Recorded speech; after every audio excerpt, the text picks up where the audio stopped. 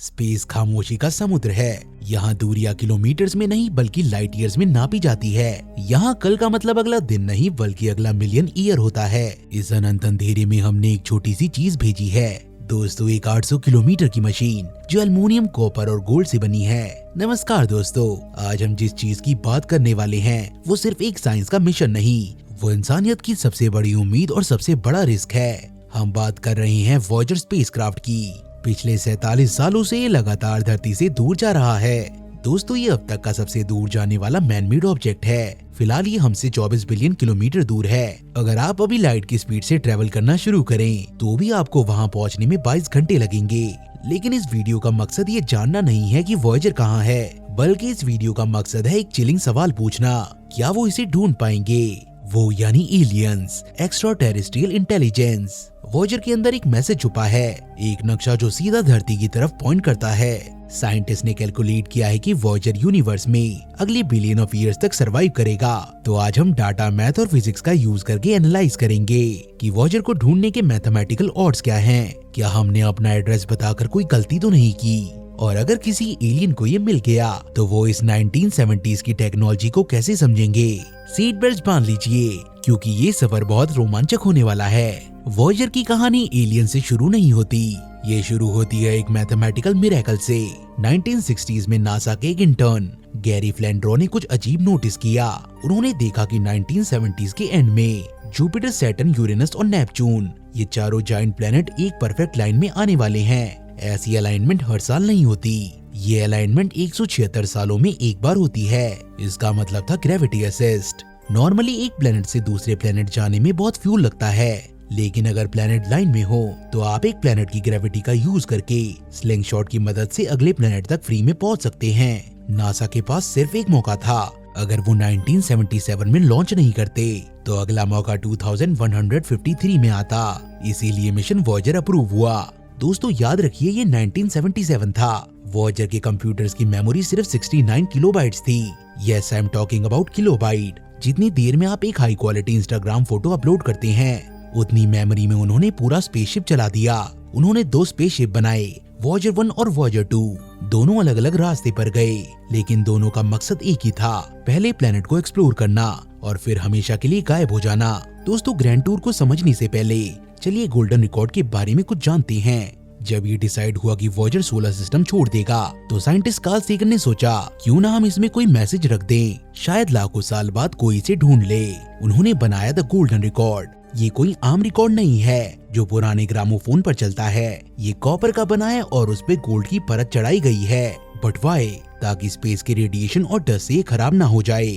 दोस्तों, ये बात जानकर आपको हैरानी हो जाएगी कि इसकी शेल्फ लाइफ 1 बिलियन ईयर्स है। लेकिन सोचिए, अगर किसी एलियन को ये मिलेगा तो उसे कैसे पता चलेगा कि इसे प्ले कैसे करें? उनके पास टर्न टेबल थोड़ी होगा। इसीलिए रिकॉर्ड के कवर पर इंस्ट्रक्शन खोद कर लिखे गए हैं। ये इंस्ट्रक्शन किसी लैंग्वेज में नहीं है क्योंकि एलियंस हिंदी या इंग्लिश नहीं जानते। ये इंस्ट्रक्शन साइंस और मैथ की लैंग्वेज में है। इस रिकॉर्ड में है क्या? इस रिकॉर्ड में 115 तस्वीरें जो हमारी लाइफ दिखाती है। इसमें है कई तरीके की आवाजें, बारिश, तूफान और ट्रेन, और यहाँ तक कि एक माँ का अपने बच्चे को किस करने की आवाज। और सबसे इंटरेस्टिंग, ग्रीटिंग्स इन 55 लैंग्वेजेस। दोस्तों, ये सिर्फ डाटा नहीं, ये हमारी सोल है। हमने एलियंस को ये नहीं दिखाया कि हम कितने ताकतवर हैं, जबकि हमने ये दिखाया कि हम कितने इमोशनल हैं। The grand tour and the pale blue dot, जो सफर नॉर्मल रॉकेट से 40 साल लेता, वो इस ग्रैंड टूर की वजह से सिर्फ 12 साल में पॉसिबल हो गया। Voyager 2 is the only spacecraft in the history जिसने ये पूरा टूर कंप्लीट किया है। चलिए अपने पहले स्टॉप पर चलते हैं। Stop number 1, the king Jupiter. सबसे पहले मार्च 1979 में वॉयेजर पहुंचा जुपिटर के पास। तब तक हमें लगता था जुपिटर बस एक गैस का बड़ा गोला है, लेकिन वॉयेजर ने हमें दिखाया कि जुपिटर एक वॉयलेंट और कियोटिक दुनिया है। वॉयेजर ने हमें रिवील किया कि जुपिटर के पास भी रिंग्स हैं। हाँ, बिल्कुल सैटर्न की तरह, बस ये बहुत पतले और धुंधले हैं। और वो famous great red spot, Voyager की क्लोजअप फोटो से पता चला कि वो एक मैसिव एंटी साइक्लोन तूफान है जो इतना बड़ा है कि उसमें 3 अर्थ फिट हो सकती हैं। लेकिन असली शौक हमें मिला जुपिटर के मून से। साइंटिफिक कम्युनिटी हिल गई जब उन्होंने आयु को देखा। पहले हमें लगता था कि स्पेस के छोटे मून्स ठंडे और डेड होते हैं, लेकिन आयो पर एक्टिव वोल्केनोस फट रहे थे। जुपिटर की मैसिव ग्रेविटी आयो को रबर बॉल की तरह स्क्वीज करती है, जिससे अंदर इतनी ज्यादा हीट पैदा होती है कि पत्थर भी पिघल जाते हैं। ये सोलर सिस्टम की सबसे वोल्केनिकली एक्टिव बॉडी है। और फिर मिला यूरोपा। इसका सरफेस बिल्कुल स्मूथ और क्रैक्ड आइस से बना था। वॉयेजर के डाटा ने हिंट दिया कि इस बर्फ की मोटी परत के नीचे एक लिक्विड वाटर का ओशन हो सकता है, एक ऐसा समुद्र जिसमें शायद लाइफ भी हो। ये डिस्कवरी आज भी स्पेस एक्सप्लोरेशन का सबसे बड़ा होप है। चलिए अब चलते हैं अपने सेकंड स्टॉप की तरफ, the jewel of solar system, Saturn. Saturn पर वॉयेजर के पहुंचने से पहले हमें लगता था कि सैटर्न के 3 या 4 मोटे रिंग्स हैं, लेकिन जब वॉयेजर वहां पहुंचा तो उसने हजारों रिंग्स देखे। ये रिंग सॉलिड नहीं थे, ये billions of ice and rocks के पार्टिकल से बने थे। इनमें से कुछ तो रेत के दाने जितने छोटे और कुछ तो घर जितने बड़े थे। वॉयेजर ने वहाँ शेपर्ड मून्स डिस्कवर किए। ये छोटे मून्स ग्रेविटी का यूज करके रिंग्स के पार्टिकल्स को लाइन में रखते हैं। दोस्तों, इसके बाद हमें एक सेक्रीफाइस करना पड़ा। वॉयेजर 1 को सैटर्न के बाद बाकी प्लेनेट की तरफ नहीं भेजा गया, बल्कि साइंटिस्ट ने उसे टाइटन को देखने के लिए डाइवर्ट कर दिया। पर ऐसा क्यों? क्योंकि टाइटन पूरे सोलर सिस्टम का इकलौता मून है जिसके पास अपना खुद का घना एटमॉस्फेयर है। वॉयेजर ने देखा कि वहाँ का एटमॉस्फेयर अर्थ से भी ज्यादा डेंस है और उसका पूरा आसमान ऑरेंज कलर के स्मोक से भरा हुआ है। वॉयेजर की मदद से हमने देखा कि वहाँ मीथेन की बारिश होती है और साथ ही साथ मीथेन की नदियाँ बहती हैं। चलिए अब चलते हैं अपने तीसरे स्टॉप की तरफ, the tilted giant Uranus. Voyager 1 अब सोलर सिस्टम के बाहर जा रहा था, लेकिन वॉयेजर 2 का ग्रैंड टूर अभी बाकी था। 1986 में वो पहुंचा यूरेनस। ये प्लेनेट सबसे अजीब निकला। बाकी सब प्लेनेट लट्टू की तरह घूमते हैं, लेकिन यूरेनस अपनी साइड पर लेटकर रोल करता है। शायद पास्ट में कोई अर्थ साइज ऑब्जेक्ट इससे टकराया होगा, जिससे ये थोड़ा टेढ़ा हो गया। वॉयेजर ने यहाँ एक फ्रैंकेनस्टीन मून देखा, मिरांडा ऐसा दिखता है जैसे किसी ने अलग अलग पजल पीसेस को जबरदस्ती जोड़ दिया हो। यहाँ सोलर सिस्टम की सबसे गहरी खाई है, जो ग्रैंड कैनियन से भी 12 गुना गहरी है। अगर आप वहाँ से कूदो तो नीचे पहुँचने में आपको 12 मिनट लग जाएंगे। Stop number 4, the last outpost Neptune. Finally 12 साल के लंबे सफर के बाद 1989 में वॉयेजर 2 पहुंचा आखिरी प्लेनेट पर। सन से इतना दूर होने के बावजूद नेपच्यून ठंडा और शांत नहीं था। यहाँ सोलर सिस्टम की सबसे तेज हवाएं चलती हैं, 2000 किलोमीटर पर आवर की स्पीड से। ये आवाज की स्पीड से भी ज्यादा तेज है। वॉयेजर ने वहाँ ग्रेट डार्क स्पॉट देखा, एक तूफान जो पूरी अर्थ को निकल सकता था। और जाते जाते वॉयेजर ने नेपच्यून के मून ट्राइटन पर एक आखिरी मिरेकल देखा। स्पेस -235 डिग्री सेल्सियस पर फ्रीज हो रहा था, फिर भी ट्राइटन पर गीजर फट रहे थे। नाइट्रोजन गैस के फाउंटेन जमीन से 8 किलोमीटर ऊपर तक जा रहे थे। Even at the edge of the darkness, the solar system is alive. Neptune को क्रॉस करने के बाद ग्रैंड टूर ऑफिशियली खत्म हो गया। वॉयेजर 2 ने हमें 2 नए प्लैनेट्स और 48 नए मून्स दिखाए। उसने हमारे इग्नोरेंस के अंधेरे को हमेशा के लिए मिटा दिया। लेकिन मिशन अभी खत्म नहीं हुआ था। अब बारी थी इंटरस्टेलर स्पेस की। ये फोटो देखिए, आपको ब्राउन कलर की स्ट्रिप्स दिख रही हैं। वो कैमरा लेंस पर सनलाइट का रिफ्लेक्शन है और उन स्ट्रिप्स के बीच में एक छोटा सा धुंधला सा पिक्सल है। दैट्स अस, वो हम हैं। उस एक पिक्सल पर आपका घर है, आपके दोस्त और दुश्मन हैं। हर सुपरस्टार, हर साइंटिस्ट सब वहीं रहते हैं। यूनिवर्स की विशालता के सामने हमारी पूरी हिस्ट्री बस एक धूल के कण के बराबर है। दोस्तों, इस फोटो के बाद वॉयेजर के कैमरास हमेशा के लिए बंद कर दिए गए ताकि ज्यादा से ज्यादा पावर को बचाया जा सके। अब वो अंधा होकर स्पेस में तैर रहा है। Interstellar space, the final frontier. Voyager की असली कहानी तब शुरू नहीं हुई जब वो जुपिटर या सैटर्न पर गया। असली कहानी तब शुरू हुई जब उसने बॉर्डर को क्रॉस किया, जहां इंसान की इमेजिनेशन दम तोड़ देती है। इस जर्नी को समझने के लिए पहले हमें हीलियोस्फीयर के स्ट्रक्चर को समझना होगा। हमारा सूरज सिर्फ रोशनी नहीं देता, वो कंटिन्यूसली सोलर विंड फेंकता है। ये चार्ज पार्टिकल्स की आंधी है जो हर डायरेक्शन में निकलती है। जहाँ तक ये हवा बहती है वहाँ तक एक बबल बनता है। इस बबल को हीलियोस्फीयर कहते हैं। इसके अंदर हम सेफ हैं। इसके बाहर इंटरस्टेलर मीडियम है, यानी 2 सितारों के बीच का समुद्र। वॉयेजर को बाहर निकलने के लिए 3 बाउंड्रीज तोड़नी थी। Number 1, the termination shock. यहाँ सोलर विंड की स्पीड सुपरसोनिक से सबसोनिक हो जाती है। वॉयेजर 1 ने इसे दिसंबर 2004 में क्रॉस किया। द हीलियोशीथ, ये बॉर्डर का ग्रे जोन है। यहाँ सोलर विंड रुकने लगती है और टर्बुलेंस क्रिएट होती है। वॉयेजर को ये क्रॉस करने में 8 साल लग गए। द हीलियोपॉज, द फाइनल बॉर्डर, ये वो लकीर है जहाँ सूरज की रोशनी पूरी तरह रुक जाती है और बाहर से आने वाली इंटरस्टेलर विंड शुरू होती है। 25 अगस्त 2012 हिस्ट्री की सबसे इम्पोर्टेंट डेट्स में से एक है। इस दिन वॉयेजर 1 के सेंसर्स ने कुछ अजीब डाटा भेजा।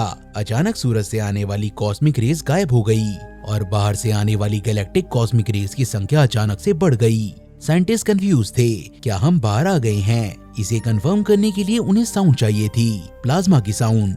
स्पेस में हवा नहीं है पर प्लाज्मा वाइब्रेट करता है। जब नासा ने वॉयेजर के डाटा को साउंड में कन्वर्ट किया तो उन्हें स्क्रीचिंग हम सुनाई दी। वो साउंड कंफर्म कर रही थी कि वॉयेजर के आसपास का प्लाज्मा अब सूरज का गर्म प्लाज्मा नहीं है, बल्कि इंटरस्टेलर स्पेस का ठंडा और डेंस प्लाज्मा है। वॉयेजर 1 ऑफिशियली इंटरस्टेलर स्पेस में एंटर कर चुका था। वॉयेजर 2 ने यही बॉर्डर नवंबर 2018 में क्रॉस किया। दोनों अब उस जोन में हैं जहां आज तक कोई चीज नहीं गई। What is Interstellar space like? हम अक्सर सोचते हैं कि डीप स्पेस खाली है, ये गलत है। वॉयेजर ने बताया कि इंटरस्टेलर स्पेस खाली नहीं है, बल्कि वहाँ मैटर का एक डेंस सूप है। साइंटिस्ट को लगा था कि जैसे ही वॉयेजर 1 बाहर जाएगा डेंसिटी कम हो जाएगी, पर हुआ इसका बिल्कुल उल्टा। डेंसिटी बढ़ गई। इंटरस्टेलर स्पेस में पुराने मरे हुए सितारों का मटेरियल भरा हुआ है। ये मटेरियल गैस, डस्ट और रेडिएशन का मिक्सचर है और वॉयेजर इसी सूप में तैर रहा है। The wall of fire. Voyager ने डिटेक्ट किया कि हीलियोस्फीयर के जस्ट बाहर एक वॉल ऑफ फायर जैसा प्लाज्मा बैरियर है। यहाँ का टेम्परेचर 30,000 डिग्री से 50,000 डिग्री तक हो सकता है। वेट, अगर इतनी गर्मी है तो वॉयेजर पिघला क्यों नहीं? यहाँ पार्टिकल्स का टेम्परेचर बहुत हाई है, लेकिन डेंसिटी बहुत कम। मतलब पार्टिकल्स गर्म हैं, लेकिन वो वॉयेजर से इतना कम टकरा रहे हैं कि वॉयेजर को गर्मी महसूस नहीं होती। इनफैक्ट वॉयेजर ठंड से जम रहे हैं। अभी वॉयेजर पर कॉस्मिक रेज की बारिश हो रही है। ये हैं हाई एनर्जी पार्टिकल्स जो सुपरनोवा के ब्लास्ट से निकले हैं। हीलियोस्फीयर हमें इनसे बचाता था। अब वॉयेजर बिना किसी शील्ड के इन रेज को फेस कर रहा है। ये रेज कंप्यूटर मेमोरी को करप्ट कर सकती हैं, इसीलिए नासा को मेमोरी प्रोटेक्शन को यूज करना पड़ता है।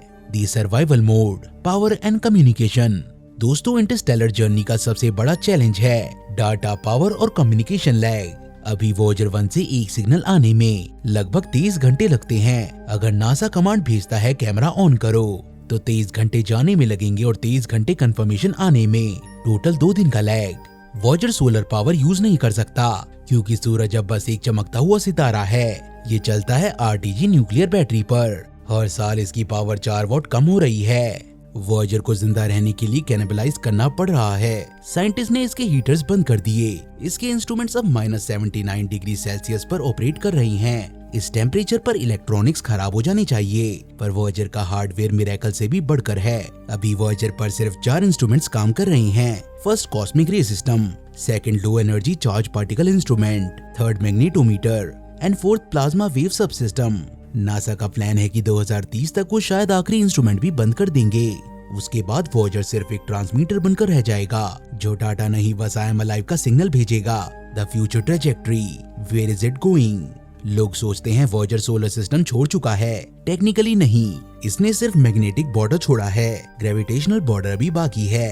अब लगातार वॉयेजर ऑड क्लाउड की तरफ बढ़ रहा है। ये सोलर सिस्टम की चारों तरफ कॉमेट और आइस का एक शेल है। वॉयेजर को ऑड क्लाउड के इनर एज तक पहुंचने में 300 साल लगेंगे और ऑड क्लाउड को क्रॉस करके बाहर निकलने में 30,000 साल। सोचिए 30,000 साल, तब तक शायद इंसान रहे भी या नहीं, पर वॉयेजर चलता रहेगा। 40,000 साल बाद वॉयेजर 1 एक तारे के पास से गुजरेगा जिसका नाम है ग्लीस 445। ये स्टार कैम्पेलोपैरडेलिस कॉन्स्टेलेशन में है। वॉयेजर उससे 1.6 लाइट ईयर्स दूर से निकलेगा।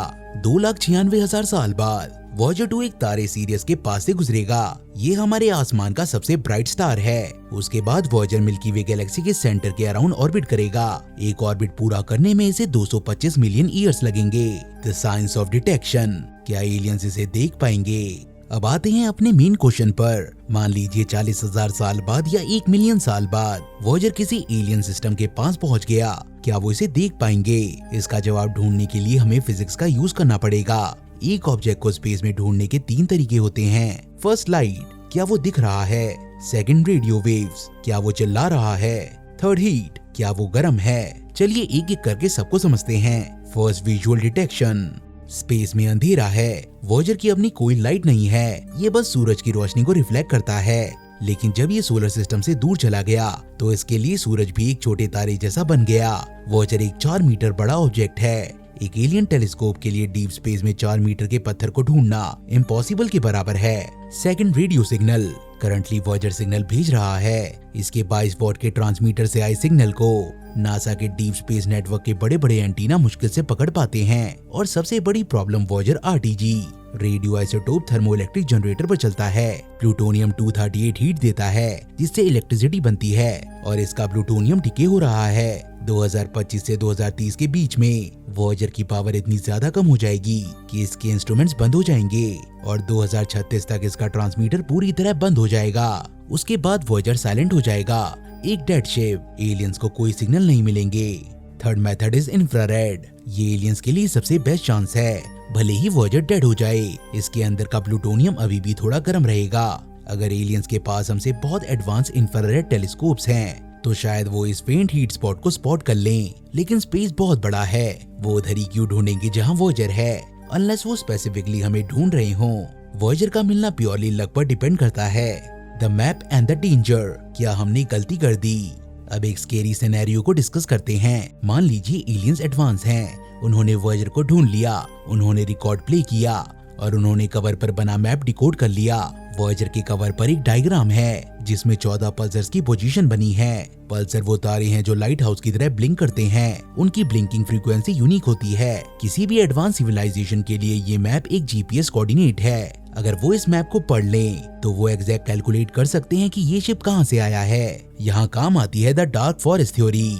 ये थ्योरी कहती है कि यूनिवर्स में हमें चुप रहना चाहिए क्योंकि हम नहीं जानते कि बाहर कौन है। हो सकता है कि एलियंस फ्रेंडली हो, पर ये भी तो हो सकता है कि वो रिसोर्सेज के भूखे हों। स्टीफन हॉकिंस ने कहा था, अगर एलियंस अर्थ पर आए तो नतीजा वैसा ही होगा जैसे कोलंबस के अमेरिका आने पर हुआ था। शायद ये हम इंसानों के लिए अच्छी खबर ना हो। हमने वॉयेजर के थ्रू अपना मैप, एड्रेस, डीएनए और कमजोरी सब कुछ यूनिवर्स को बता दी है। क्या ये हमारी सबसे बड़ी गलती थी? लेकिन फ्रैंक ड्रेक का कहना था, डरो मत, वॉयेजर इतना छोटा और स्पेस इतना बड़ा है कि इसके मिलने के चांसेस ऑलमोस्ट 0 हैं। ये बॉटल समुद्र में फेंकी गई है, लेकिन समुद्र इतना बड़ा है कि शायद ये किसी किनारे पर कभी ना लगे। 5 billion years later, the last evidence. चलिए थोड़ा टाइम ट्रेवल करते हैं फ्यूचर में। आज से लगभग 5 बिलियन साल बाद हमारा सूरज फ्यूल खत्म होने की वजह से फूलना शुरू करेगा। वो धीरे धीरे एक रेड जायंट बन जाएगा। वो मरकरी, वीनस और शायद हमारी अर्थ को भी खा जाए। उस दिन इंसानियत का नामो निशान मिट जाएगा। हमारे शहर, हमारे पहाड़, हमारा इंटरनेट सब कुछ आग में भस्म हो जाएगा। यूनिवर्स में कोई सबूत नहीं बचेगा कि इंसान नाम की कोई चीज कभी एग्जिस्ट करती थी, except one, yes, Voyager spacecraft. Space में हवा नहीं है, पानी नहीं है और इरोजन भी नहीं है। वॉयेजर वैसा ही दिखेगा जैसे आज दिखता है। उस पर लगी गोल्डन रिकॉर्ड चमक रही होगी। जब अर्थ खत्म हो चुकी होगी तब भी वॉयेजर सितारों के बीच में तैर रहे होंगे। ये हमारी लास्ट विल और टेस्टिमेंट है। अगर करोड़ों साल बाद एलियन इसे ढूंढते हैं तो उन्हें हम नहीं मिलेंगे, उन्हें मिलेंगी हमारी यादें। वो हमारे बारे में सोचेंगे कि इंसान कैसी अजीब और खूबसूरत प्रजाति थी। इन्होंने खुद को खत्म कर लिया, लेकिन मरने से पहले इन्होंने सितारों को छूने की हिम्मत की। तो क्या एलियंस को वॉयेजर मिलेगा? इसकी पॉसिबिलिटी ऑलमोस्ट 0 है। मैथमेटिक्स के हिसाब से स्पेस का खालीपन जीत जाएगा, लेकिन ऑलमोस्ट 0 नहीं होता। जब तक वॉयेजर चल रहे हैं तब तक एक उम्मीद है। वॉयेजर हमारी क्यूरियोसिटी का सबसे बड़ा सबूत है। हम जानते थे कि हम नष्ट हो जाएंगे, हम जानते थे कि स्पेस बड़ा है, फिर भी हमने कहा हेलो। दोस्तों, अगर आपको कभी अकेलापन महसूस हो तो याद रखिएगा, धरती से बिलियंस ऑफ किलोमीटर्स दूर अंधेरे में इंसानियत का एक छोटा सा टुकड़ा अभी भी आगे बढ़ रहा है। अगर आपको ये वीडियो पसंद आया तो इसे लाइक करें, अपने दोस्तों के साथ शेयर करें और हाँ, हमारे चैनल को सब्सक्राइब करना मत भूलना। मैं मिलूंगा आपसे अगले वीडियो में एक और नई मिस्ट्री के साथ। तब तक के लिए सितारों को देखते रहिए। I'll see you in the next one.